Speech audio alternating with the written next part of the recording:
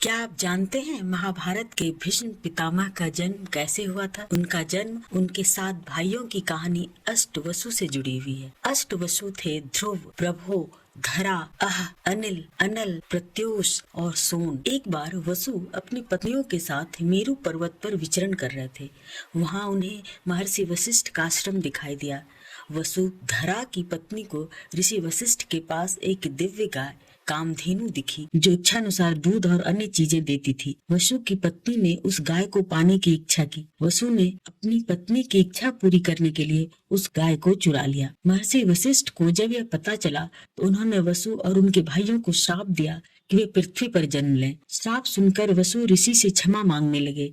ऋषि वशिष्ठ ने कहा वे अपने श्राप को पूरी तरह समाप्त नहीं कर सकते, लेकिन उन्होंने यह वादा किया कि 7 वसु बहुत कम समय के लिए पृथ्वी पर रहेंगे और फिर वापस स्वर्ग चले जाएंगे। लेकिन 8वें वसु, जिन्होंने गाय चोरी की थी, वो लंबे समय तक मानव जीवन जिएंगे। अष्ट वसु ने गंगा देवी से प्रार्थना की कि वे उनकी माता बने और उन्हें श्राप से मुक्ति दिलाएं। गंगा ने उनकी प्रार्थना स्वीकार की। गंगा ने राजा शांतनु से शादी की और वसु उनके पुत्र बने। गंगा ने अपने 7 पुत्रों को जन्म के तुरंत बाद गंगा नदी में बहा दिया, जिससे वे श्राप से मुक्त हो गए। लेकिन जब गंगा ने 8वें पुत्र द्यू को नदी में बहाने का प्रयास किया तो राजा शांतनु ने उन्हें रोक लिया। यही पुत्र आगे चलकर देवव्रत के नाम से जाने गए, जो बाद में भीष्म कहलाए।